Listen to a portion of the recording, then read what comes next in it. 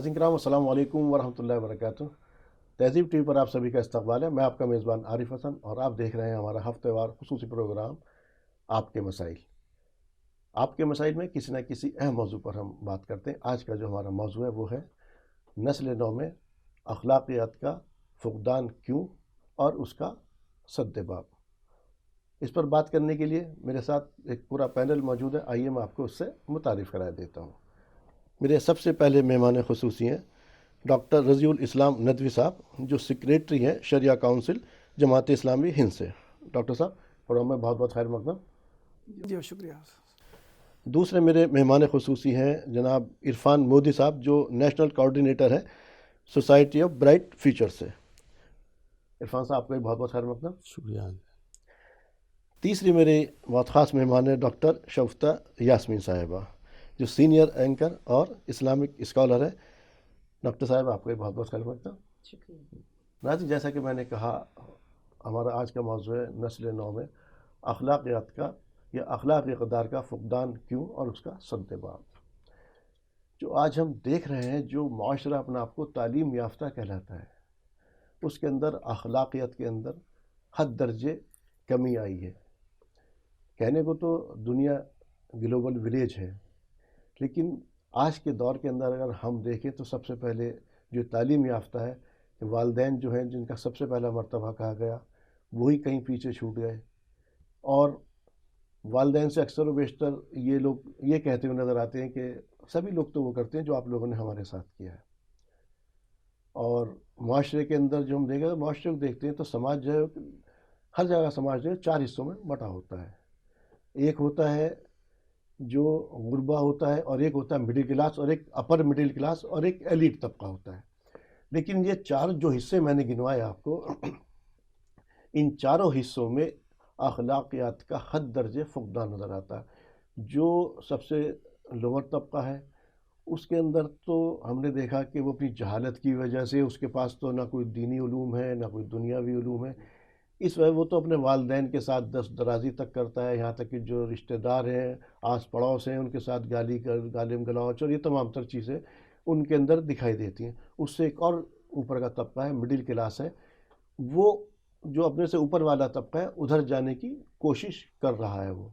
और जो upper middle class है वो और एलिट की तरफ जाने की कोशिश कर रहा है। लेकिन अभी मिडिल क्लास और अपर मिडिल क्लास, ये दो क्लासेस ऐसी हैं जिसके अंदर अभी कुछ ना कुछ बाक़ियात बाकी हैं। जो एलिट तबका वो तो एक तरह से ये समझिए, एक तरह से जैसे गुमराह सा हो गया। उसे ना वालिदैन की फ़िक्र है ना किसी चीज़ की। हत्ता कि हम लोग तो ये है कि जिस सोसाइटी के अंदर रहते हैं, हम ये भी नहीं जानते कि हमारे नीचे वाले फ्लैट के अंदर कौन रहता है। हमें पड़ोसियों के हकूक़ तमाम तर चीज़ें हमें बताई गई थी। तो सबसे पहला सवाल इरफान साहब आपसे ही, कि आप बहुत सारी चीज़ें चला भी रहे हैं और इस तरह के आपने इंस्टीट्यूशन बहुत सारे अपने प्रोग्राम भी किए हैं, बहुत ज़्यादा आपने, तो आपने ये क्या पाया इस वक्त, ये वजह क्या है इसकी? नैतिक मूल्यों का जो पतन हो रहा है ख़ास करके, जी तो उसके लिए बहुत सारे फैक्टर्स हैं। कोई एक चीज़ ज़िम्मेदार नहीं है, कोई एक फैक्टर ज़िम्मेदार नहीं है कि किसी एक फैक्टर को हम कहें कि ये ज़िम्मेदार है। और जहाँ तक कि आप ख़ास माशरे की बात कर रहे हैं, मुस्लिम माशरे मैंने की, मुस्लिम में सभी की बात कर रहा हूँ। हाँ, सभी की बात कर रहे हो या मुस्लिम माशरे की बात भी कर रहे हैं, तो हम लोग एक प्लूरल सोसाइटी में रहते हैं।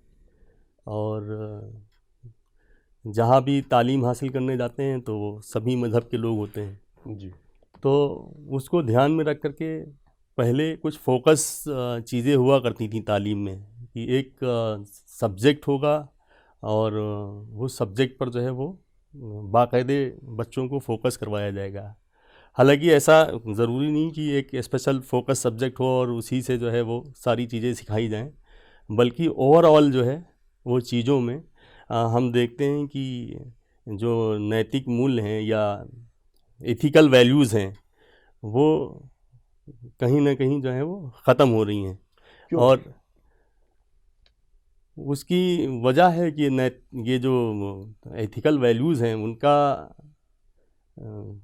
ख़त्म होने की वजह बहुत सारे फैक्टर्स हैं उसके। जी उसमें एक फैक्टर ये भी है कि लोगों का जो ओरिएंटेशन है वो एक तरफ़ा हो गया है, और वो बहुत ज़्यादा जो है वो جو بھوتک دنیا ہے یا پھر میٹالک ورلڈ ہے اس سے بہت زیادہ متاثر ہو گئے ہیں، اور جو پھر کامرشلائزیشن ہے، جی مارکیٹ واد ہے، بازاری کرڑ جو ہوا ہے اس سے بہت زیادہ متاثر ہیں. تو ہر کسی کو آج کے دور میں ہر کچھ چاہیے. جی اب ایک آپ دیکھیں کہ سلم میں بھی رہنے والا ہے کوئی، تو اس کو بھی جو ہے وہ چیزیں چاہیے. جی کسی ویکر کلاس سے بھی کوئی ہے تو اسے بھی چیزیں چاہیے. تو سب کی ضروریات ہیں یقینی طور پر. میں تو جی، مورل ویلیوز کی بات کر رہا ہوں. میں ہاں، مورل ویلیوز کے بغیر ویلیوز کا کنیکشن ہے ان سے. ویلیوز ہماری وہاں بدلتی ہیں، پھر صحیح بات ہے. جو ویلیوز ہیں وہاں ہماری چینج ہو جاتی ہیں. ویلیوز کو پھر ہم وہاں پر بدلتے ہیں. وہ جو ویلیوز ہونی چاہیے پھر وہ ویلیوز دوسرا رخ اختیار کر لیتی ہیں. میں اس کی آپ کہہ رہے ہیں دوسرا رخ اختیار کر لیتی. میں صرف وجہ جاننا چاہ رہا ہوں. تعلیم، چلیے میں تعلیم یافتہ اس کی طرف آ رہا ہوں. جو تعلیم یافتہ اپنے آپ کو کہلاتا ہے اس کے اندر کیوں کرنی آئی؟ تعلیمی نظام کی اگر ہم بات کریں تو تعلیم میں بھی ایسا کوئی خاص فوکس نہیں ہے. آپ چاہے اسکول سسٹم کو دیکھیں یا پھر آگے جو ہے اسکول سے آگے کی بات کریں، کالج کے سسٹم کو دیکھیں آپ، تو وہاں کوئی ایسا فوکس نہیں ہے. اور دوسری چیز یہ ہے کہ تعلیم کے علاوہ یہ چیزیں جو ہیں وہ سوسائٹی کا پارٹ ہوتی ہیں. مورل ویلیوز کی جو ہم بات کر رہے ہیں، ایتھیکل ویلیوز کی بات کر رہے ہیں، وہ سوسائٹی کا پارٹ ہوتی ہیں، وہ فیملی کا پارٹ ہوتی ہیں. وہ جو ویلیوز کا ویلیوز کیا ہوتی ہیں؟ ٹرانسفر ہوتی ہیں، ماں باپ سے ٹرانسفر ہوتی ہیں، ٹیچر سے ٹرانسفر ہوتی ہیں. تو یہ تو ٹرانسفر کیوں نہیں اوور کر آل پائے جو ہم؟ چیزیں ہیں وہ ٹرانسفر نہیں ہو پا رہی ہیں کیونکہ وہ ویلیوز وہاں بھی ایگزسٹ نہیں کر رہی ہیں ابھی. وجہ کیا ہے؟ میں وجہ جاننا چاہ رہا ہوں. وجہ میں نے بتایا آپ کو کہ جو بازاری کرڑ ہوا ہے اور ایک بھوتک واد آیا ہے، لوگ اس کی طرف دوڑ رہے ہیں، یہ ایک خاص وجہ ہے اس کی. تو یہ تو پھر نفسا نفسی کا عالم ہو گیا. کیوں ڈاکٹر صاحب؟ یہ تو پھر نفسا نفسی کا عالم ہو گیا. پھر کہاں ہو گیا؟ پھر ہم جنگل پہنچ گئے نا. جی بسم اللہ الرحمن الرحیم. یہ بات یہ صحیح ہے کہ موجودہ دور میں نئی نسل میں اخلاقیات کا فقدان پایا جا رہا ہے. یہ سب ہم اپنی آنکھوں سے دیکھ رہے ہیں. اس کے اسباب کیا ہیں، اس پر ہم اگر غور کریں تو معلوم ہوتا ہے ایک اس کا بنیادی سبب ہے مادیت کا رجحان. بہت زیادہ کمانے کی جو ہوڑ لگی ہوئی ہے، آدمی کے پیش نظر صرف پیسہ پیسہ پیسہ ہے. اس تعلق سے اس کے پیش نظر نہ اخلاقی قدریں رہ گئی ہیں، نہ سماجی آداب رہ گئے ہیں. ہر شخص زیادہ سے زیادہ کمانے کی دوڑ میں لگا ہوا ہے. دوسرا بنیادی سبب ہے مذہب سے بیزاری. ہر مذہب نے اخلاقیات کی تعلیم دی ہے. تو مذہب سے بیزاری کیوں ہے؟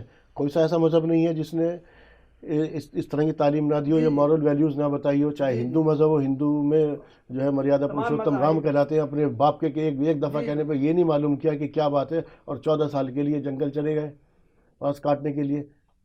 اور تعلیم کے لیے بھی منع نہیں کیا گیا.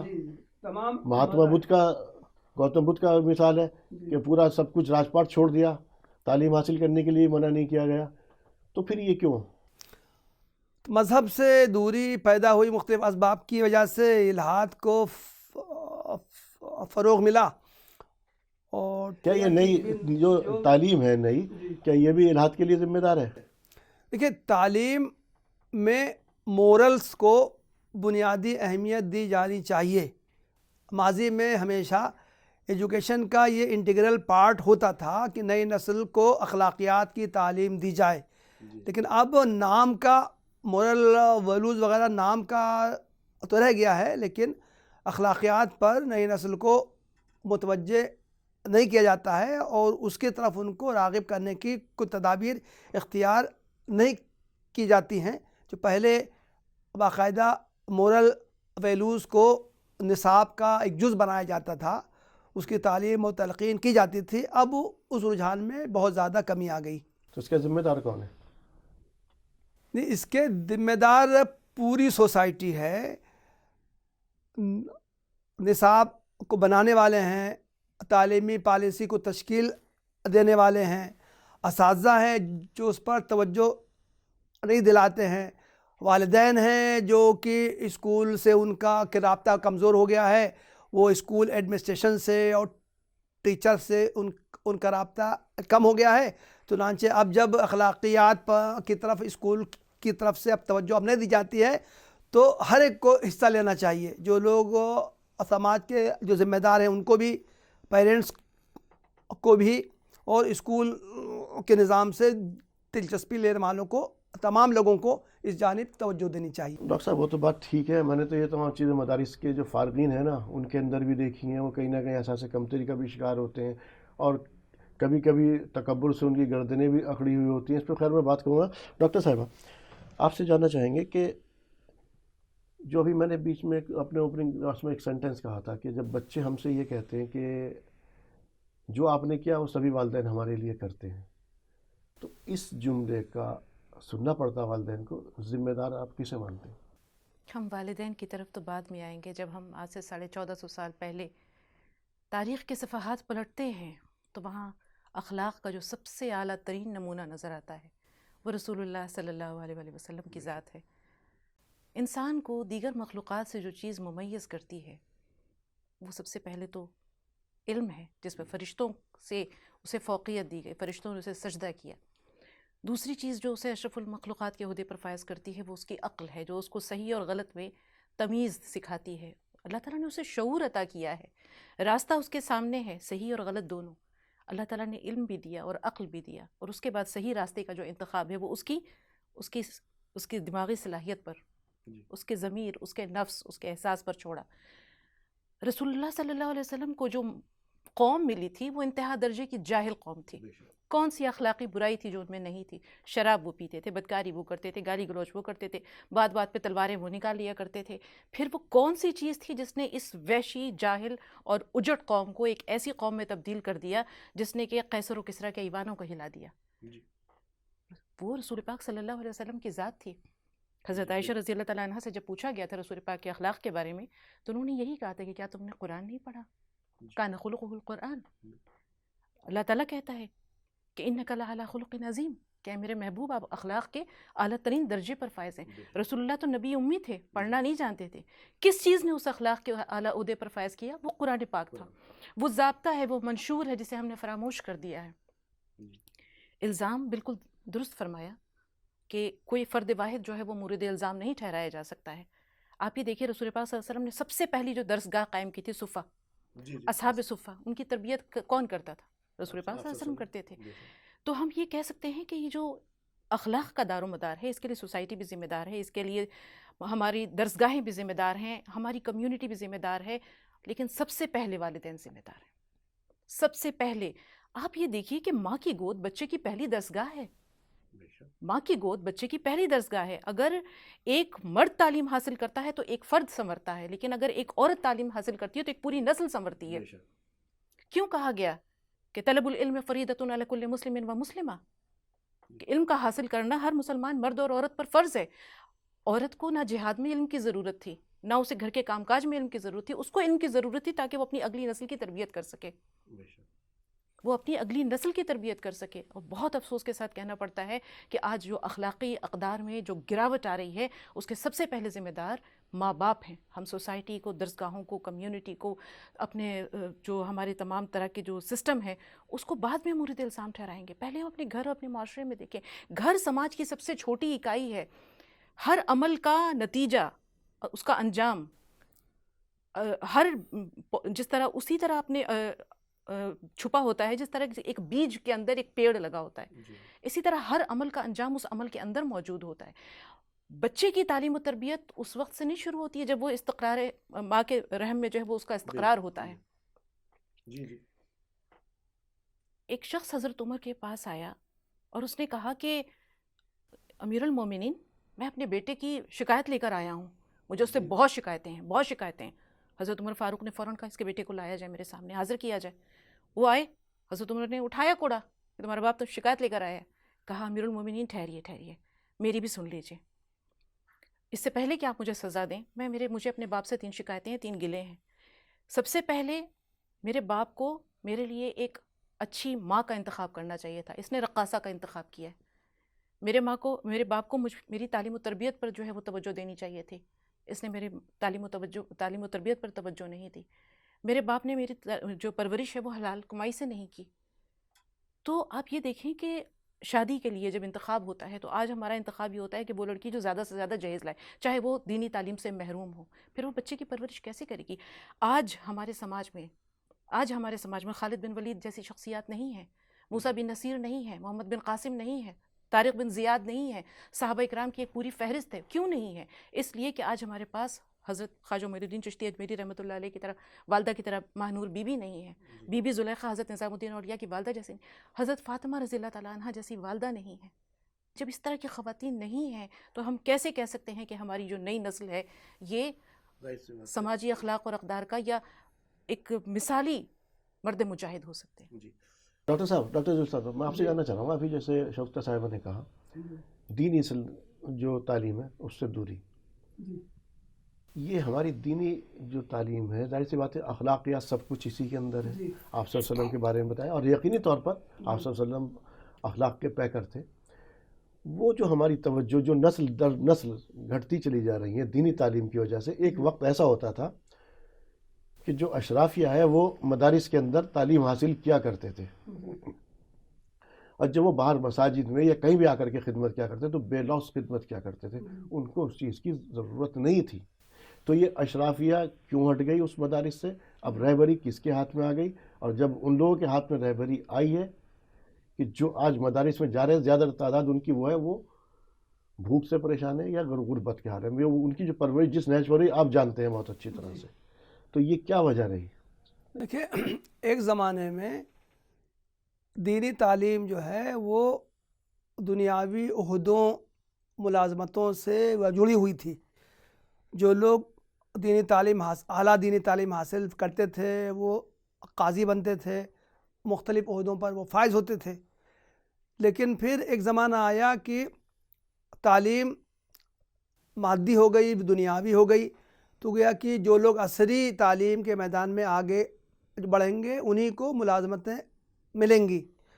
تو گویا کہ جب دینی تعلیم کا تعلق مادی و مالی منفعت سے، ملازمتوں سے کٹ گیا تو پھر دینی تعلیم حاصل کرنے کی طرف یہ جو اشرافیہ کی جو پہلے توجہ ہوتی تھی وہ ان کی توجہ ہٹ گئی، اور اب دینی تعلیم حاصل کرنے والے صرف وہ لوگ ہی رہ گئے جو اشراف لوگوں میں سے جن کے دلوں میں دینی تعلیم کی اہمیت باقی تھی، ورنہ دینی تعلیم حاصل کرنے والے وہ کمزور طبقات ہیں، اوسط فیملیز ہی کے لوگ اب باقی رہ گئے.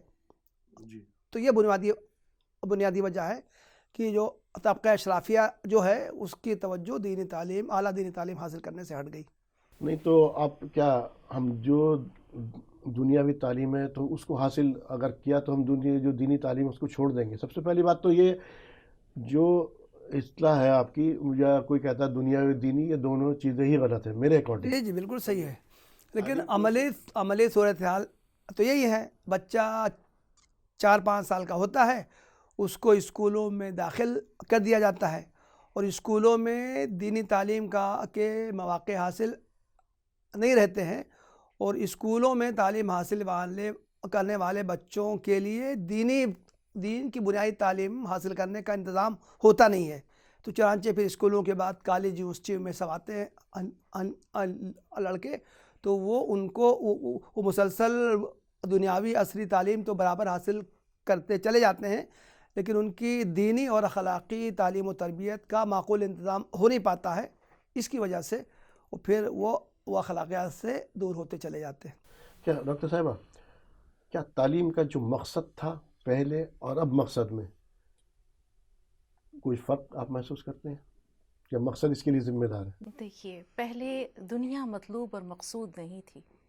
جی، پہلے دنیا مطلوب نہیں تھی، پہلے آخرت مطلوب تھی. اس دنیا کا جو جتنا بھی عیش و آرام ہے، ٹھاٹ باٹ ہے، سوشل سٹیٹس ہے، آج دنیا کے پیچھے انسان جو ہے وہ سرگرم عمل ہے. اس کا مطلوب و مقصود آخرت نہیں ہے. آپ یہ دنیاوی زندگی کو دیکھیے، 60 یا 65 سال ایوریج ایک انسان کی عمر ہوتی ہے، اور اس میں بھی بچپن کا جو 5 سال ہے، بڑھاپے کے بھی 5 سال نکال لیجیے، کیونکہ دور طفولت اور عہد کہولت دونوں برابر ہے. اس کے بعد آپ وہ وقت نکال لیں کہ 1/3 وقت ہم 8 گھنٹے سو کے روزانہ گزارتے ہیں، 1/3 وقت ادھر بھی نکل گیا. ہمارے پاس 15 سے 20 سال کا عمر رہتا ہے، زمانہ رہتا ہے. اسی 15 سے 20 سال کی عمر میں ہمیں اخروی نجات کے لیے بہت کچھ کرنا ہے. کیا ہم کر پاتے ہیں؟ اگر آپ نے علم، جسے ہم علم کہتے ہیں، اس کو اپنے کردار میں نہیں اتارا تو پھر آپ کے پاس جتنے سرٹیفکیٹس ہیں، جتنی ڈگریاں ہیں، یہ آپ کے اخراجات کی رسیدوں کے سوا کچھ نہیں ہے. کچھ نہیں ہے. آج دنیا دنیا اور صرف دنیا. اخلاق کیا ہے یا عمل میں اخلاص کیا ہے؟ حضرت جنید بغدادی رحمۃ اللہ علیہ اپنا ایک واقعہ بیان کرتے ہیں کہ اخلاص کو میں نے ایک حجام سے سیکھا کہ اخلاص کیا ہے. میرے استاد نے کہا کہ جنید، بال بڑھ گئے تمہارے، کٹوا کر آنا. میرے پاس پیسے نہیں تھے. میں ایک حجام کے پاس گیا، کسی کے بال تراش رہے تھے. کہا کہ چچا، اللہ کے لیے میرے بال کاٹ دیں گے؟ تو انہوں نے یہ بات سنی. اس شخص جس کے بال تراش رہے تھے اسے کہا ذرا ایک سائڈ ہونا. انہیں بٹھایا، ان کا سر چوما اور ان کے بال تراشی. اس کے بعد رخصت کر دیا. انہوں نے دل میں عہد کر لیا تھا کہ جب میرے پاس اتنے پیسے آئیں گے کہ میں ان کی اجرت دے سکوں تو میں جا کر ضرور وہ رقم پیش کروں گا، وہ نذرانہ ضرور پیش کروں گا. وقت گزرتا ہے، ان کے پاس پیسے آتے ہیں، جاتے ہیں اور جا کے کہتے ہیں کہ چچا، آپ کو یاد ہے آپ نے ایک بار اللہ کے لیے میرے بال کاٹے تھے؟ تو وہ کہتے ہیں جنید، اتنے بڑے ہو گئے تمہیں اخلاص کا مطلب سمجھ میں نہیں آیا کہ جو کام اللہ کے لیے کیا جاتا ہے اس کی اجرت نہیں مانگی جاتی ہے. تو ہم نے اپنے بچوں کو آج جو ہم تعلیم دے رہے ہیں اس کا بھی مرکز اور محور، مقصد اور منشا صرف دنیا ہے.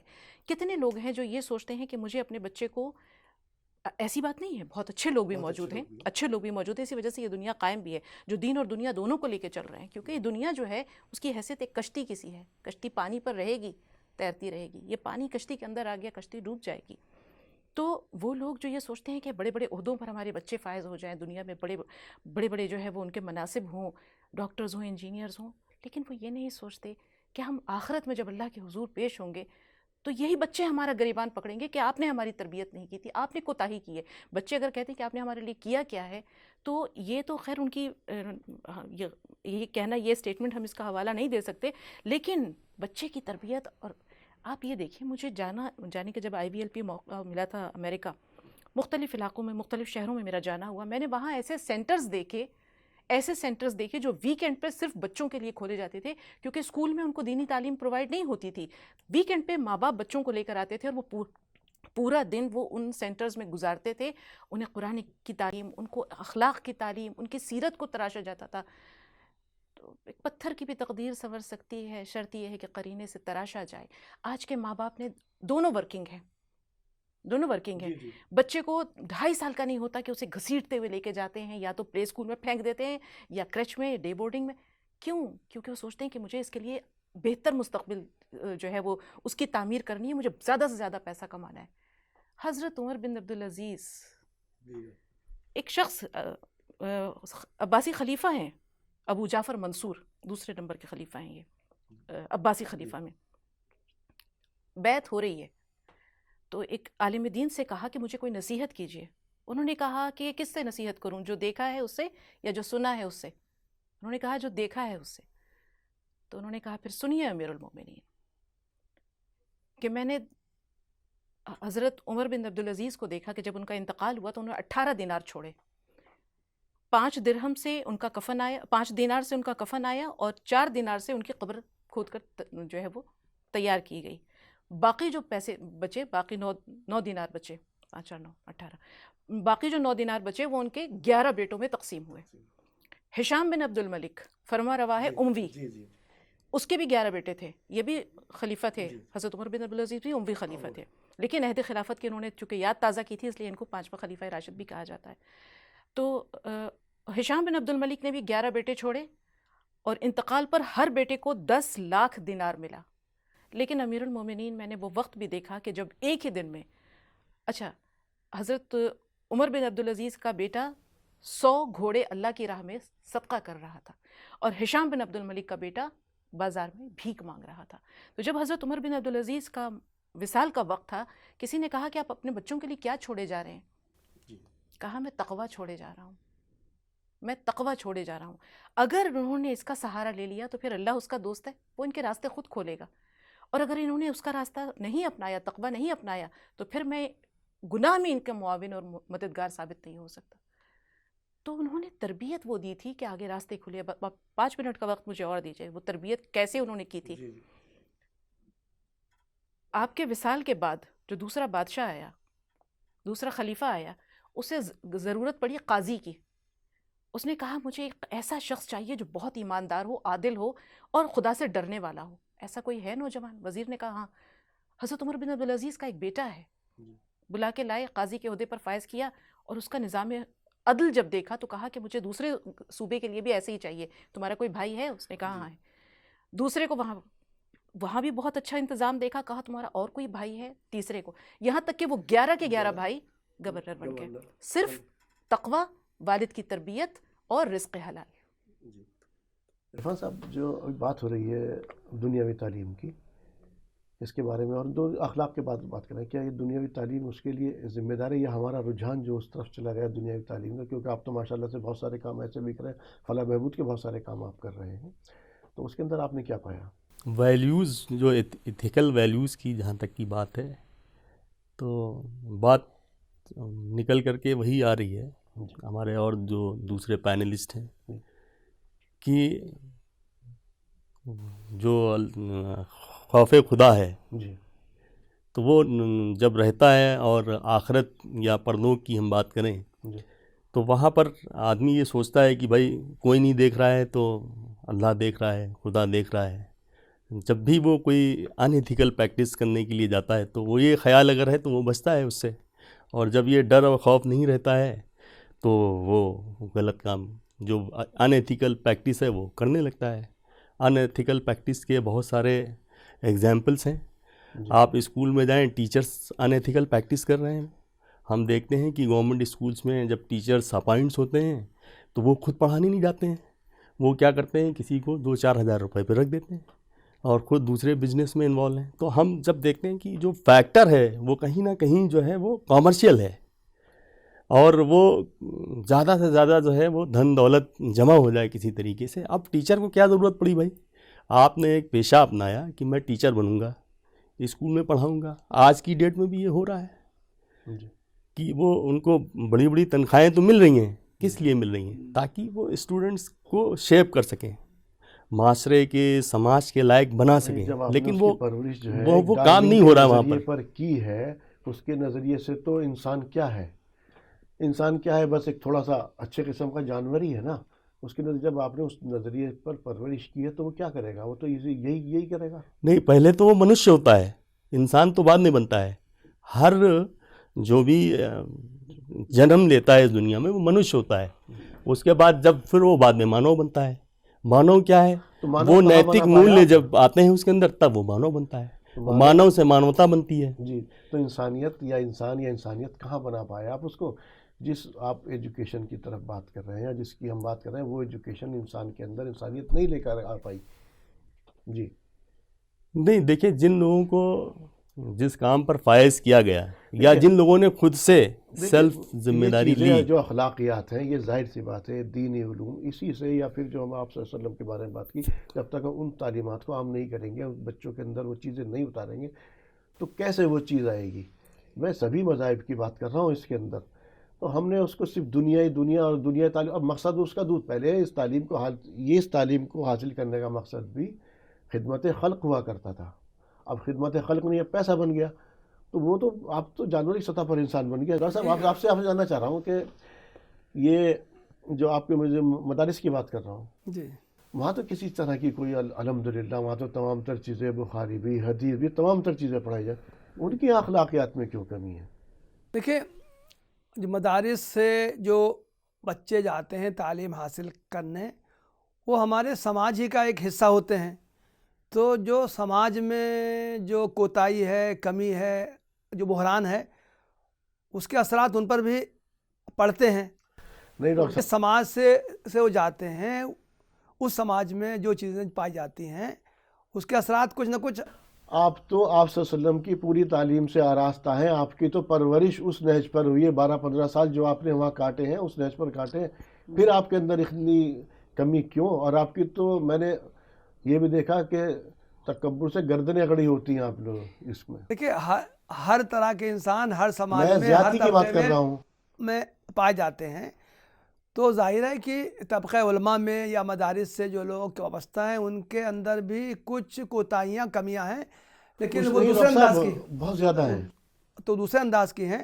بہرحال مدارس میں اس پہلو پر بھی توجہ ہوتی ہے، اور مدارس میں ظاہر ہے کہ اخلاقیات کی تعلیم ان کا ایک وجوز ہوتا ہے. وہ سماجی قدریں بھی وہاں پر یہ سکھانے کی کوشش کی جاتی ہیں. اس لیے مدارس سے کے جو وابستگان ہیں، جو اساتذہ ہیں یا جو فضلاء ہیں، وہ بہت سی ان کمزوریوں سے بچے ہوتے ہیں جن کمزوریوں کا دوسرے لوگ وہ شکار ہوتے ہیں. اگرچہ ان کے اندر بھی جو کمزوریاں ہوتی ہیں وہ دوسرے انداز کی ہوتی ہیں، لیکن بہرحال ان کی بھی اصلاح کی ضرورت ہے. اس کی طرف توجہ بھی دی جاتی ہے. ڈاکٹر صاحب وہ وکٹم کارڈ کھیل رہے ہوتے ہیں وہ لوگ کہ وہ اپنے آپ کو دنیا میں یا زمانے میں سب سے زیادہ مظلوم ثابت کرتے ہیں آ کر کے کہ ہم سے زیادہ مظلوم کوئی نہیں ہے، جبکہ جو جہاں سے فارغ ہوئے ہیں رہبری ان کی ذمہ داری تھی. بہرحال مادیت کی، مال و دولت کی حرص و حوث تمام لوگوں میں پائی جاتی ہے. تو دینی تعلیم سے جو وابستہ لوگ چونکہ ان چیزوں سے محروم رہتے ہیں یا ان کو بہت کم چیزیں حاصل ہوتی ہیں، تو اس لیے ان کے درمیان بھی بعض اخلاقیات بعض سے کچھ کمزوریاں ہوتی ہیں. جی ڈاکٹر صاحب اب سولوشن کی طرف آئیں گے. سولوشن سے پہلے تو ابھی اسباب آپ نے روٹ کاز میں ایک بہت بڑی چیز چھوڑ دی ہے، وہ سوشل میڈیا کا فتنہ ہے. موجودہ دور کے اندر موجودہ دور میں سوشل میڈیا کا جو فتنہ ہے، آپ یہ دیکھیے کہ ایک درخت سے سینکڑوں ماچسیں بنتی ہیں، اور ایک ماچس پورے جنگل کو جلا سکتا ہے. چھری جو ہے وہ چاقو جو ہے وہ کسی کو قتل کرنے کے بھی کام آتا ہے، اور اس سے آپ سبزیاں بھی کاٹتے ہیں. یہ جو آپ سوشل میڈیا یا جدید ٹیکنالوجی ہے، انفارمیشن ٹیکنالوجی کی بات کرتے ہیں، سائبر اسپیس کی بات کرتے ہیں، اس نے جہاں زندگی کو سنوارا ہے، جہاں زندگی میں سہولتیں پیدا کی ہیں، جہاں اس کے فائدے ہیں وہیں اس کے نقصانات بھی ہیں. آپ نے ایک ایسی چیز بچوں کے ہاتھ میں دے دی ہے کہ جس کے نقصانات کا آپ کو ذرا سا بھی خیال اگر ہو تو آپ وہ کھلونا بچوں کے ہاتھ میں نہ دیں. آپ یہ دیکھیے آج کل مائیں کیا کرتی ہیں، یا باپ بھی اپنا پیچھا چھڑانے کے لیے بچوں کو کہتے ہیں لو میرا موبائل فون لو، دیکھو اس میں کارٹون دیکھ لو یا اس میں جو. اب بچے اتنے اسمارٹ ہو چکے ہیں کہ آپ تو بعد میں وہ اس کے جو ہے فنکشنز جانیں گے، بچوں کو سب خبر ہے کہ ایک کلک سے کیا ہو سکتا ہے.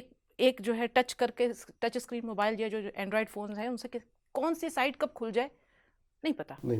تو آپ نے آگ تو انگارے تو ان کے ہاتھوں میں دے دیے ہیں، پھر آپ جلنے کا کیوں ماتم کرتے ہیں؟ وقت کی ضرورت ہے. وقت کی ضرورت ہے، لیکن آپ یہ دیکھیں کہ جو ایک یہ جھنجھنا ہے، ایک جھنجھنا بچے کے ہاتھ میں دیا جائے، اگر یہ بہلاتا ہے تو اس کو سنبھالنا مشکل ہے.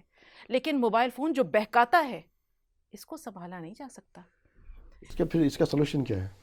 اس کا سولوشن یہ ہے کہ آپ، اللہ تعالیٰ نے انسان کو عقل اور شعور دیا ہے، آپ وہ چیز کیوں دے رہے ہیں؟ آپ پہلے زمانے میں کیا، پہلے جو مائیں تھیں کیا یہ بچوں کی تربیت نہیں کرتی تھیں؟ یہ لوریاں بھی سناتی تھیں اور یہ قرآن پاک کی تلاوت بھی کیا کرتی تھیں. جب بچے ماں کے پیٹ میں ہوتے تھے تو ماں کی جو قرآن خوانی یا جو بلند الہانی سے وہ قرآن پاک کی تلاوت کیا کرتی تھیں. بچہ گیا ہے استاد کے پاس، بچے نے کہا کہ ہاں بھائی، استاد نے کہا پڑھو، بچے نے جو ہے وہ سنانا شروع کر دیا. اور جب اس کے بعد کہا کہ ٹھیک ہے اگلا سپارہ پڑھاتا ہوں، تو انہوں نے کہا کہ مجھے آتا ہے. 13 کے بعد کہا مجھے اس کے بعد نہیں آتا، کیونکہ میں نے اپنی ماں کے پیٹ میں 13 سپارے جو ہے وہ سنے تھے. تو یہ حال ہے. اپنے آپ کو سنوارے بغیر ماں باپ جب تک اپنی اصلاح نہیں کریں گے، ہم کیسے کہہ سکتے ہیں؟ بچے تو ہر بچہ دین فطرت پر پیدا ہوتا ہے، پھر اس کے ماں باپ اسے یا تو یہودی بناتے ہیں یا نصرانی بناتے ہیں. یہی حال اس کے اخلاق اور اس کے کردار کا ہے. ہم اساتذہ کو بعد میں دوش دیں گے. کتنے ماں باپ ایسے ہیں جو یہ کہتے ہیں کہ ہمارا وسیع و عریض ڈرائنگ روم ہے اور یہ سجا سجایا پورا گھر ہے. ایک گوشہ ایسا بھی ہے جو کہ جہاں پہ بیٹھ کر کے بچوں کو اخلاق اور اقدار کی تعلیم یا دینی تعلیم دی جائے، یا انہیں جو ہے وہ اسلاف کے کارناموں. کتنی مائیں ہیں جو بچوں کو اپنے اسلاف کے بارے میں جو ہے وہ کہانیاں سناتی ہیں، تاریخ اسلام کے بارے میں بتاتی ہیں. اس کی میں نے بات کی تھی مڈل کلاس اور اپر مڈل کلاس، اس نے دین کو اپنے دنیا میں یا اپنی زندگی میں صرف اتنا شامل کیا ہے کہ بچوں کو ایک مولوی صاحب لگا دیے کہ نعترہ پڑھا دیا گیا. جو دین باقی رہ گیا اس وقت موجودہ دور کے اندر جو بتا رہا ہوں، بس روزے نماز سے درست کرا دیا، بس اتنا دین، اور اس کے بعد ساری توجہ جو ہے، ساری توجہ مرکوز جو ہے وہ دنیاوی تعلیم اس کی طرف. بچوں کے آئیڈیل ماں باپ ہیں، بچوں کے آئیڈیل ماں باپ ہیں. جب بچہ دیکھتا ہے، چھوٹا سا 9 عمر بچہ ہے بالکل، کہ ماں نماز پڑھ رہی ہے، وہ بھی آ کے الٹے سیدھے سجدے کرتا ہے، جی جی جی وہ بھی رکوع میں جاتا ہے ادھر ہی آ نا. رہا تھا. جی بچی ہے وہ دوپٹہ اوڑھ کر آ جاتی ہے کہ ساتھ میں کھڑی ہوتی ہے. آپ کھڑا تو کریں، جی آپ کھڑا تو کریں، آپ سکھائیں تو، آپ بتائیں تو. لیکن ہم تو دے دیتے ہیں کہ لوگ گانا سنو. صحیح بات ہے. جی ڈاکٹر صاحب، میں اس طرف سوال کہ اگر ہم ظاہر سی بات ہے صرف دنیاوی تعلیم یا دینی تعلیم کی طرف رہ جائیں گے تو بچوں کی پرورش اس وقت کس نہج پر کی جائے کہ جس سے کہ ان میں تمام تر چیزیں جو اس کی بات ہم کر رہے ہیں اخلاقیات کی وہ بھی زندہ رہیں، اور دنیا کے اندر بھی وہ ظاہر سی بات ہے کمپٹیٹر ہے، اس وقت کمپٹیشن ہے، اس سے بھی نہ پچھڑیں، اس سے بھی محروم نہ رہیں بچے. دیکھیے اعلیٰ تعلیم حاصل کرنے سے کسی نے نہیں روکا ہے. اسلام کی بھی یہی تعلیم ہے کہ آدمی جتنا زیادہ سے زیادہ تعلیم حاصل کرے، لیکن عصری اعلیٰ تعلیم حاصل کرنے کے ساتھ ساتھ کچھ ایسے انتظامات کرنے ضروری ہیں جس سے کہ بچوں کی دینی اور اخلاقی پرورش ہو. حدیث میں یعنی تعلیم کو نافعیت سے جوڑا گیا. تعلیم کا مقصد یہ بتایا گیا تھا اللہ کی معرفت حاصل ہو اور انسانوں کو نفع پہنچایا جائے. حدیث میں اللہ کے رسول نے کہا تھا اللہم انی اسألک علما نافعا، میں تجھ سے نفع پہنچانے والے علم کا سوال کرتا ہوں. اللہم انی اعوذ بک من علم لا ینفع، اللہ تعالیٰ میں ایسے علم سے پناہ مانگتا ہوں جس سے کہ انسانوں کو فائدہ نہ پہنچے. تو ایسا کون سا علم ہے جو نقصان پہنچا رہا ہے؟ سارا علم فائدہ پہنچا رہا ہے انسانیت کے. آپ کا مقصد ہونا چاہیے وہی نا، علم حاصل کرنے کا مقصد یہ ہے کہ میں زیادہ سے زیادہ میں کماؤں. وہ مقصد پورا کیسے، وہ پیدا کیسے ہوگا کہ خدمت خلق کا مقصد جو اب اس وقت ہم دیکھ رہے ہیں، اس وقت یہ ہے کہ دنیا مقصد ہے. اب اس کو خدمت خلق کا جو مقصد بنائیں گے کیسے بنائیں گے؟ تو یہ تو مینٹلٹ، یہ آدمی کے رجحان کو درست کرنا پڑے گا. تو یہ کیسے ڈیولپ کریں گے آپ اس کے اندر، اس کا طریقہ کار کیا ہوگا؟ تو یہ تو جیسا کہ بات آئی اس کا کام بالکل ابتدا ہی سے کرنا ہے، جبکہ بچہ ابھی 3-4 سال کا ہوا ہے، اس کی ذہنی ساخت بننے لگی ہے. تو یہ باتیں اس کے ذہن نشیں کی جائیں گھر کی تعلیم و تربیت سے، اسکول میں آئے تو اس کے ذریعے، اس کے علاوہ الگ سے کچھ بنیادی دینی تعلیم کا انتظام کیا جائے اس کے ذریعے. تو گویا کہ بچپن ہی سے بچے کے ذہن میں یہ بات بٹھائی جائے کہ تعلیم حاصل کرنے کا مقصد یہ ہے کہ زیادہ سے زیادہ اس کے ذریعے انسانوں کو فائدہ پہنچایا جائے. تو یہ صرف نئی نسل کا مینٹل اس کا درست کر دیا جائے، رجحان اس کا درست کر دیا جائے، مثبت اور تعمیری بنا دیا جائے تو اس کی اصلاح پھر ہو جائے گی اصلاح. لیکن مسئلہ یہ ہے کہ اس کی طرف توجہ ہی نہیں کسی کی ہے. نئی نسل کی دینی اور اخلاقی پرورش ہو، وہ تربیت ہو، وہی تو توجہ دلانی ہے. توجہ ہی نہیں ہے. عرفان صاحب، ابھی ڈاکٹر صاحبہ نے بات کی سوشل میڈیا کی. اب یہ سوشل میڈیا آج کی ایک ضرورت ہے، بچوں کو آپ ایجوکیشن سے بھی نہیں روک سکتے. جو خاص طور سے کووڈ کے بعد جو دور آیا وہ تو آپ چاہ کر نہ چاہ کر بھی اس کے ہاتھ میں سے یہ بالکل ایک گیزٹ دیں گے اور وہ پڑھے گا. اب آپ کب تک اس کی نگرانی کر سکتے ہیں؟ کیسے اس کا کیا سیاست جواب ہونا چاہیے؟ اس کے لیے مطلب کوئی ضروری نہیں کسی چیز کو مطلب اسٹاپ کیا جائے. اس کے اپلیکیشنس کیسے ہم کریں گے، یوز کیا کریں گے، وہ تھوڑا سا ہمیں لرننگ کرانی پڑے گی. اور ایک چیز اور ہے جو آپ ریمیڈی کی بات کر رہے ہیں، تو ریمیڈیز میں یہ سمجھتا ہوں کہ بچوں کے علاوہ جو ان کے والدین ہیں ان کی تربیت کا بھی نظم ہونا چاہیے. ان کی تربیت کا نظم جو وہ سماج میں بڑی تنظیمیں کام کر رہی ہیں، یا دیکھیے مساجد کی ہم بات کریں، مساجد کی آپ نے مساجد کی بات کریں، جمعے کا جو سرمن ہوتا ہے، تو جمعے کے سرمن میں جو خطبے ہوتے ہیں، تو وہ ساری جو سماج میں برائیاں ہیں وہ ڈسکس نہیں ہوتی ہیں. وہاں ڈسکس یہ ہوتا ہے کہ یا تو فرقے کی بات ہوتی ہے یا پھر بھائی چندے کی بات ہوتی ہے. بہت چند مساجد ایسی ہوں گی جہاں پر یہ ساری چیزیں ڈسکس کی جاتی ہوں کہ ہمارا معاشرہ کہاں جا رہا ہے. امام صاحب یہ ڈسکس کیوں نہیں کرتے ہیں؟ کیونکہ آپ کے پاس اور کیا جو ہے وہ چینلز ہیں. آپ کے امام صاحب ہیں کیسے؟ ابھی میں بات تو کر رہا تھا کس طرح کے امام صاحب ہیں آپ کے پاس جو ہیں. بس آپ نے امام صاحب جب رکھا اس وقت آپ نے دیکھ لیا ایک خوش اعلان جو ہے قرات کر لی، اس سے زیادہ وہ جانتے ہی نہیں ہیں، وہ دنیا ہی نہیں جانتے. آپ کے دیکھیے جب تک آپ مسجد سے اپنی مساجد سے دو چیزوں کو نہیں جوڑیں گے، خواتین اور بچے، آپ اس معاشرے کا حل نہیں کر سکتے. اور یہ خواتین بات کی آپ کی تعلیم کا انتظام آپ کو کرنا پڑے گا مسجد میں، اور آپ نے مسجد میں آنے کی بھی پابندی لگا دی. بالکل صحیح ہے. کیوں ڈاکٹر صاحب؟ دیکھیے بالکل صحیح ہے. اللہ کے رسول صلی اللہ علیہ وسلم کے زمانے سے برابر خواتین مسجد جاتی تھیں اور وہاں وہ تعلیم و تربیت کا ان کے انتظام ہوتا تھا. کئی 100 سال تک مسجدوں میں حلقے لگتے تھے جو تعلیم کے، اس میں خواتین شریک ہوتی تھیں. بلکہ ایسی مثالیں بھی ملتی ہیں کہ خواتین درس دیا کرتی تھیں اور اس میں شریک ہونے والے مرد اور عورتیں ہوتی تھیں. لیکن بعد کے زمانے میں خواتین کو مسجدوں سے روک دیا گیا. ان کے بارے میں ایک کہا گیا کہ عورتوں کا مسجد جانا مکروہ ہے، اب گھر ہی میں نماز پڑھیں. ابھی ڈاکٹر صاحبہ نے بات کی کہ ایک عورت اگر تعلیم یافتہ ہوتی ہے پوری نسل سنورتی ہے، تو آپ نے تو اپنی قبر خود کھو دی. لیکن اب اس طرح کا رجحان اب پیدا ہو رہا ہے مختلف کہاں مسجد میں. پہلے ان کے اندر اس طرح کے عالم تو پیدا کیجیے. عالم تو آپ یا مقرری تو ایسے رکھیے یا امام تو ایسے رکھیے جو جن کے اندر اتنی ایبیلٹی ہو. دیکھیے کہاں ہیں؟ اہل حدیث حضرات کے نزدیک، بہت چند مساجد ہیں جو وہ بھی ساؤتھ کے اندر ہیں، ادھر ویسٹ. جی اہل حدیث حضرات کے ہاں بھی عورتوں کے لیے انتظام ہوتا ہے مساجد میں. جماعت اسلامی کے زیر انتظام جتنی مساجد ہیں اس میں بھی خواتین کے لیے انتظام ہوتا ہے. اور اب ادھر کچھ رجحان ہو رہا ہے کہ عورتیں جمعے کی نماز میں یا اور نمازوں میں مسجد کا حصہ خاص کیا جاتا ہے جس میں وہ کبھی آ جا سکتی ہیں. اور جو مساجد میں جو مواعظ اور جو خطبات ہوتے ہیں اس میں بھی خواتین کی شرکت ہوتی ہے. تو ایک زمانے میں تو بالکل لیا عورتوں کو مسجد سے کاٹ کے رکھا گیا تھا، لیکن اب اس معاملے میں کوئی رجحان اب بدل رہا ہے اور خواتین مسجدوں میں نماز پڑھنے کے لیے یا مواعظ سننے کے لیے ان کو مواقع مل رہے ہیں.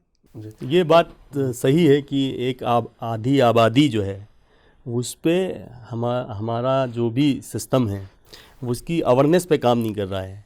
یہ بات کہنے کے لیے تو ہو سکتی ہے کہ اب مسجدوں سے جو ہے خواتین کو جوڑا جا رہا ہے، لیکن اس میں بھی کتنی خواتین آ رہی ہیں اس کا کوئی انالائسس. جیسے آپ نے کمپیننگ چلائی نا ان کو روکنے کے لیے، ایسے اب آپ کو ایک کمپنی ایک ایسے بالکل ہی آپ کو چلانی پڑے گی، تحریک مہم چلانی پڑے گی. بالکل یہ مہم ہے جیسا بھی انہوں نے فرمایا، اور یہ دو سطحوں پر چلانے کی ضرورت ہے، ایک گھر کی سطح پر اور ایک سماج کی سطح پر. گھر کی سطح پر خواتین کو عزت کی ضرورت ہے، گھر کی سطح پر خواتین کو ان گھر کے جھمیلوں اور بکھیڑوں سے آزاد کرنے کی ضرورت ہے. ایک ماں جو ہے اس کا بنیادی فریضہ، آپ یہ دیکھیں کہ پیدائش سے لے کر کے اس دور تک جہاں تک وہ اپنے مکتب جانے کی عمر میں آتا ہے بچہ، وہ تمام تر وقت اس کا ماں کے پاس گزرتا ہے. ماں کے پاس کہاں فرصت ہے کہ وہ بچے کو اپنے سینے سے لگا کر کے اسے دین، اسلام اور تمام اخلاقی قدروں کی وہ وراثت جو اسے دینی چاہیے تھی وہ دے سکتی ہے؟ وہ نہیں. وہ ساس نندوں کے جھمیلے میں الجھی ہوئی ہے، اسے ذہنی سکون نہیں ہے، کہیں شوہر کے ساتھ جھگڑے ہیں، کہیں گھر کے بکھیڑے ہیں، کہیں آپس کا لڑائی جھگڑے کا ماحول ہے. وہ بچہ کیا سیکھے گا ماں سے؟ آپ یہودیوں کو دیکھیے کہ یہودی اتنی منظم قوم کیسے بنی. وہاں بچے کی تربیت کا آغاز تب سے ہوتا ہے جب بچہ ماں کے پیٹ میں قرار پاتا ہے. ماں کو ذہنی سکون دیا جاتا ہے، اس کی غذا کا خیال رکھا جاتا ہے، اسے ایسا انوائرمنٹ دیا جاتا ہے جہاں اس کے دماغ کسی طرح کا پریشر نہیں ہو. اس کے علاوہ بھرپور محبت، توجہ اور اس سے ریاضی کے سخت ترین سوال حل کروائے جاتے ہیں تاکہ بچے کی مینٹل ایبیلٹی بڑھے. اور ہمارے ہاں کیا ہوتا ہے، ادھر سے ساس کے جھگڑے، ادھر سے نند کے جھگڑے، ادھر شوہر کے طنزے. اس میں اس کی بھی غلطی ہو سکتی ہے، میں کسی کی طرفداری نہیں کر رہی، میں اس ماحول کا ذکر کر رہی ہوں جس کے زیر اثر وہ بچہ نشو و نما پاتا ہے اور اس دنیا میں وہ عالم وجود میں آتا ہے. ایک بات. دوسری بات یہ ہے کہ کمیونٹی کی سطح پر کاؤنسلنگ کی ضرورت ہے. جتنی کاؤنسلنگ اس بچے کے لیے ضروری ہے اس سے زیادہ، جیسے بھی بتایا ڈاکٹر صاحب نے، کہ ماں باپ کی ضروری ہے.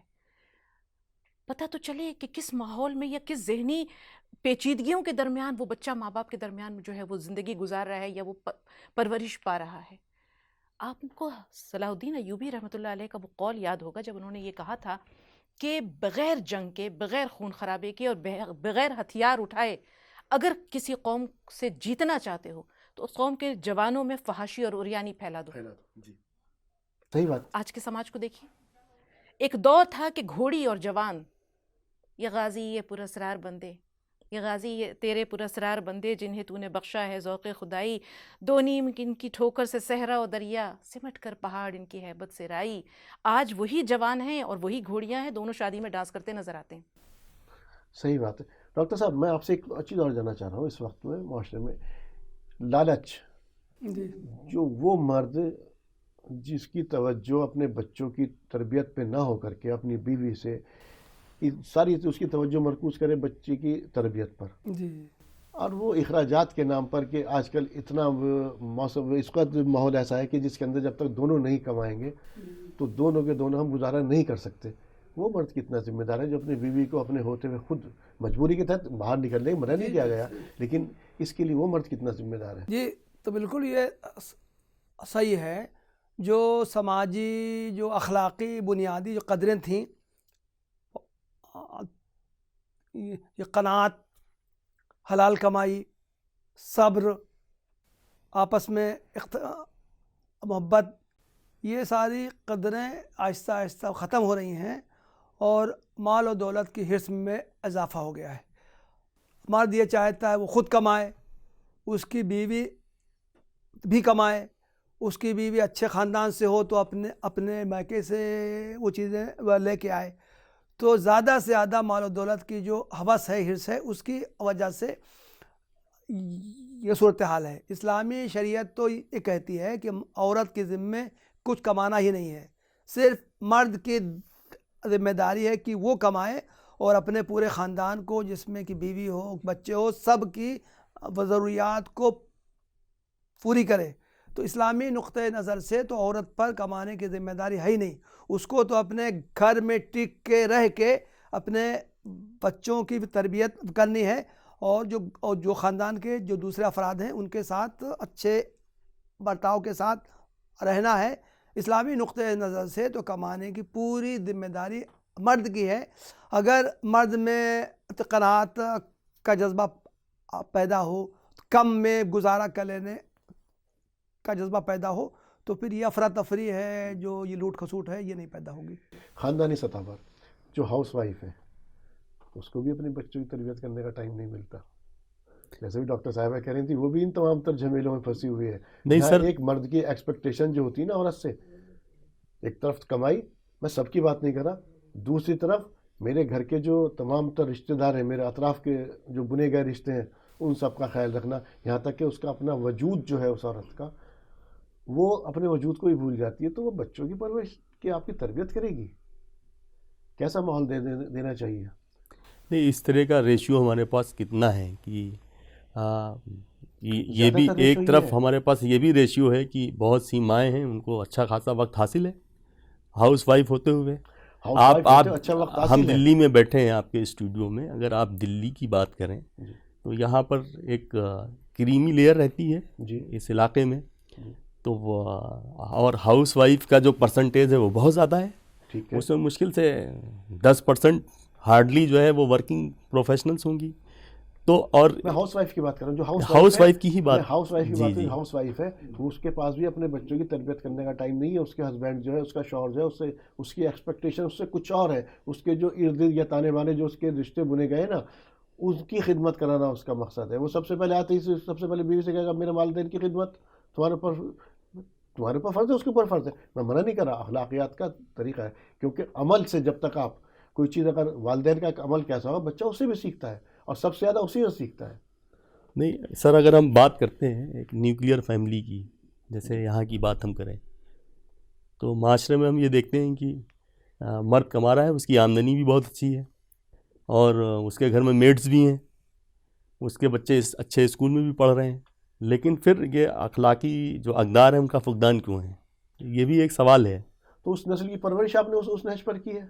جی، تو یہ کہیں نہ کہیں آپ جو فرما رہی تھیں تو وہ انٹر لنک ہو رہی ہیں تمام چیزیں. جی. تو بہت سارے فیکٹرز ہیں، اس طرح سے اگر ہم غور کریں گے. اکثر بس آخر میں آپ سے سوال کے ساتھ، میں اگر صبح کو اپنے بچے سے کسی بات کے لیے کہوں یا نماز کے لیے کہوں، تو بچہ جو ہے اس کی طرف شکایت کرتے ہیں، والدین بچے ہمارے نماز نہیں پڑھتے. تو اس کو توجہ دیں، نہ کہ بچے سے اگر ہم کسی بات کو کہتے ہیں جو تھوڑا سا اب شعوری حصے میں آ رہا، وہ کہتا کہ میرے پاس جو ہے نا پاپا ابھی یہ جو تعلیم ہے نا میری ساری توجہ اس کے اوپر مرکوز ہے، میں ادھر کیسے چلا جاؤں گا؟ تو بچے کی توجہ پہلی نماز، اخلاقیات اور یہ تمام تر چیزیں ہوں تو کیا کرنا ہو؟ ان ترجیحات کا تعین کون کرے؟ سب سے بنیادی چیز یہ ہے پرائرٹائز کرنا. کیا چیزیں ہیں جو ہیں، ایک لسٹ ہے، اس میں کیا چیزیں ضروری ہیں، دنیا یا آخرت. دنیا اور آخرت دونوں ایک دوسرے سے جدا نہیں ہے. اس دنیا میں بھی اس طرح جینا ہے جیسے میں نے کہا تھا کہ پانی جو ہے، کشتی جو ہے وہ پانی پر ہے، تیرتی رہے گی. یہ پانی کشتی میں آیا تو کشتی ڈوب جائے گی. آپ یہ دیکھیں حضرت عمر فاروق نے جب گزر رہے تھے، رات کو گشت کر رہے تھے، اور وہ دروازے پر ایک آہٹ سنی، ماں بیٹی کی آواز بات کرنے کی. ماں کہہ رہی ہے بیٹا دودھ میں پانی ملا دو. کہتی ہے ہمارے امیر المومنین کا حکم ہے کہ کوئی دودھ میں پانی نہیں ملائے گا. ارے وہ کہاں دیکھ رہے ہیں؟ وہ نہیں دیکھ رہے، امیر المومنین کا خدا تو دیکھ رہا ہے. یہی وہ لڑکی ہے جس کی شادی حضرت عمر فاروق نے اپنے بیٹے سے کی، اور انہی کی یہ وہ خاتون تھی جن کے نواسے حضرت عمر بن عبدالعزیز تھے. ایک عورت گئی ایک عالم دین کے پاس اور کہا کہ یہ تو بتائیے میرے بچے دین سے بہت دور ہیں، غافل ہیں، میں نہیں چاہتی کہ وہ قیامت کے دن جہنم کا ایندھن بنے. پوچھا کیا ہوا؟ نماز نہیں پڑھتے ہیں، بیدار کرنے کی کوشش کرتی ہوں، نہیں جاگتے. بولے اگر تمہارے گھر میں آگ لگ جائے تو تم کیسے بچاؤ گی؟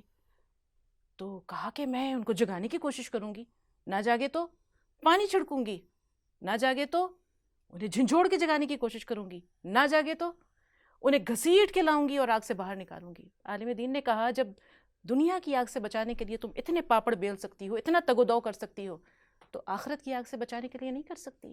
پرائرٹائز کریے اپنی زندگی کو. سیدھا سا جواب. ناظرین آج ہم نے بات کی کہ جو ہماری نسل نو ہے اس کے اندر اخلاقیات کا فقدان کیوں، اس کا سدباب. جو نتیجہ نکلا وہ یہی نکلا، ایک آدمی کی کمی نہیں ہے، اس کے اندر سوسائٹی بھی ذمہ دار ہے، معاشرہ بھی ذمہ دار ہے، خاندان بھی ذمہ دار ہے، والدین بھی ذمہ دار ہے. سب کو اپنی اپنی ذمہ داری نبھانی ہوگی. یقینی طور پر سب سے پہلے بچوں کے اندر دینی اخلاقیات، اس سب اللہ تعالیٰ کی محبت، آپ صلی اللہ علیہ وسلم کی محبت، اللہ تعالیٰ کی محبت، اخروی زندگی، آخرت میں جواب دہی اگر آپ طے نہیں کر پائیں گے تو بچوں کی جو پرائرٹیز ہوں گی وہ یہی ہوں گی جو آج ہم دیکھ رہے ہیں. کہ جیسے میں نے شروع میں بھی کہا تھا کہ نہ بچے آپ کی پرواہ کریں گے. اگر آپ نے جو ہے اپنے بچوں کا بچپن بگاڑ دیا تو آپ کا بڑھاپا بھی بگاڑ دیں گے، اور یہاں تک کہ آپ کی آخرت بھی خراب ہوگی. ایک آخری بات، اگر آپ کہیں بیٹھے ہوں یا آپ کہیں سے گزر رہے ہوں اور آپ کو وہاں لکھا ہوا مل جائے کہ کیمرے کی آنکھ آپ کو دیکھ رہی ہے، فوری طور پر چاقو چوبند ہو جائیں گے. کسی گناہ کا یا کسی غلطی یا کسی تھوکنے کا بھی خیال نہیں آئے گا، 200 روپے دینے پڑیں گے. تو جب کیمرے کی آنکھ سے اتنا ڈر، تو اس رب العالمین کی آنکھ سے ڈر نہیں ہے جو کہ ظاہر باطن حاضر غائب سب پہ نظر ہے. تقوی، خوف خدا. پوچھا گیا تھا نا کعب احبار سے، حضرت عبداللہ بن عمر نے دریافت کیا کہ تقوی کیا ہے.